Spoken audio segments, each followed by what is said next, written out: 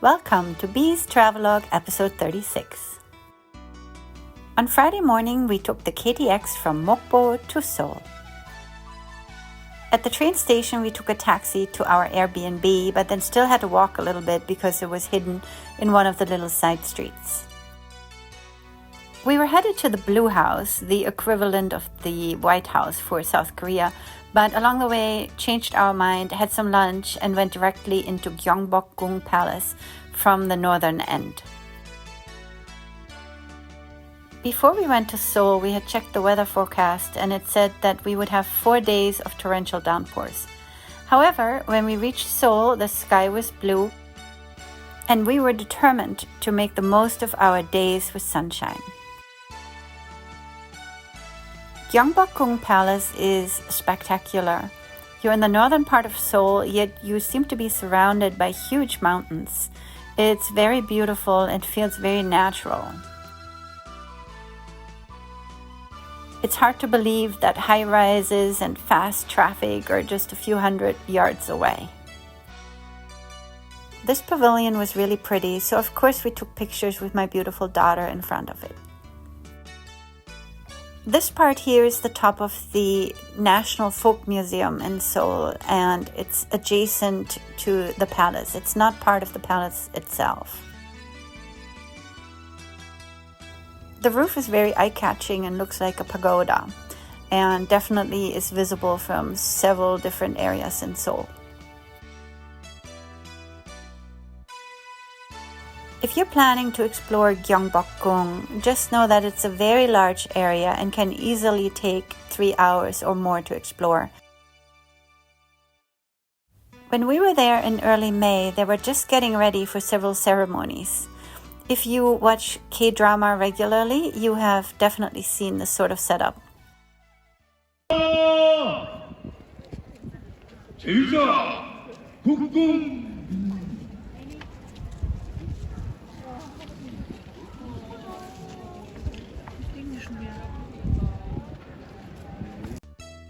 You can see the palace officials bowing to the king and then the king marching in, shaded by an umbrella, and people banging on the drums. Here's another ceremony where the young novices are being introduced to the palace. After seeing the throne room, it was time for us to leave. We took my mom back to the Airbnb for some rest, and then my daughter and I took the bus to the Eastern Palace. It was good that we went that afternoon because we found out that the secret garden that my daughter really wanted to see had special entrance times, and you needed to buy tickets for specific times in order to be able to go. We saw this beautiful hall where the floor was so shiny that everything reflected in the tiles. And then we explored the palace in the beautiful golden afternoon light. There were so many different nooks and crannies to walk through. It was a huge area and very pretty. My favorite part in these grand palaces is exploring, finding out what lies behind each doorway, finding secret courtyards, new special buildings, and imagining what it might have been like for the people that used to live here in the old days. As you can see from the photos and the ones before from Gyeongbokgung Palace, this Eastern Palace is definitely less visited than Gyeongbokgung. But it was also getting later in the day, and maybe there just weren't as many tourists anymore. For us, it also was time to head back and pick up my mom and see if we could catch the sunset from Namsan Tower.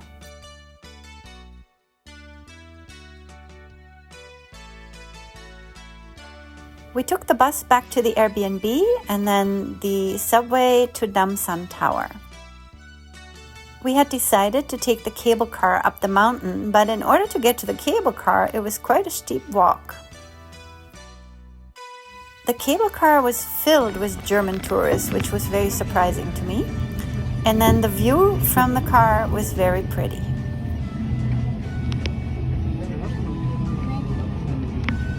The ride up the mountain is fairly short. It only takes about 3 minutes.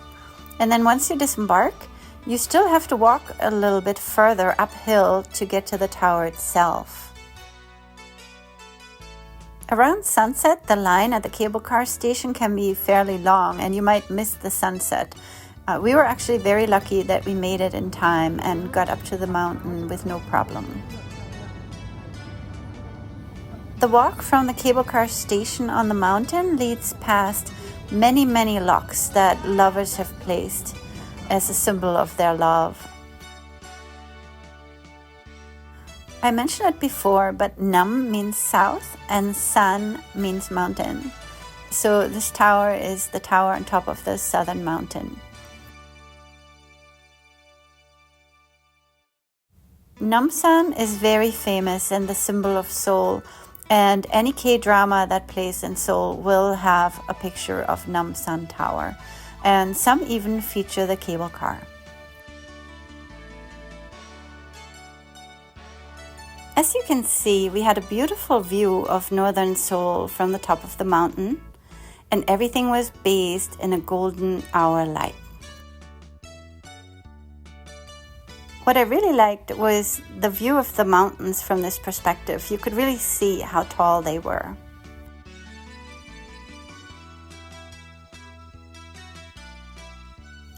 We were still fairly early for sunset, so I walked around to see what I could see. I had actually tried to paint Namsan Tower and this adjacent tower. One of my paintings that I had left in America was still unfinished, and I don't know if I'll ever get to finish it. I found this spot where I could see Lotte Tower in the distance. And then I had this view of southern Seoul and the Han River. I found this marker in the ground and more locks. And then the sky was really starting to turn orange. I took some more artsy photos and a selfie, and then headed back to the northern area where my mom and daughter were waiting. Here, people from all over the world were waiting for the sunset. The views were gorgeous, and I was really happy to spend this time with my mom and my daughter.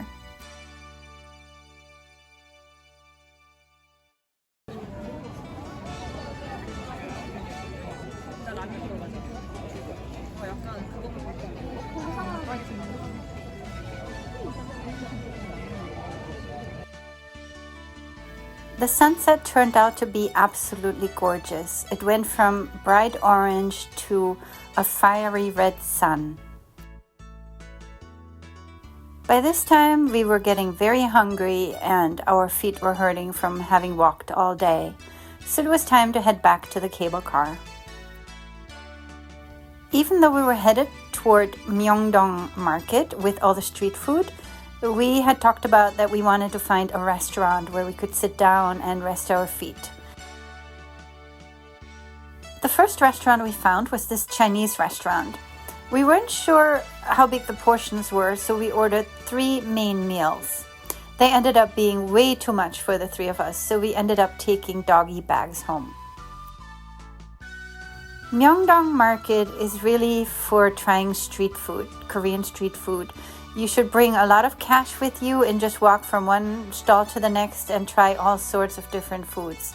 We were so full, we couldn't try any of the foods, even though we wanted to. So I recommend going when you're very hungry and well rested and can just walk around and try everything.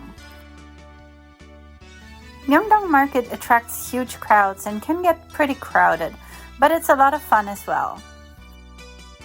We headed back to our Airbnb to get some rest. The next day, we wanted to try and see as much as possible while the weather was still nice. Thank you for watching.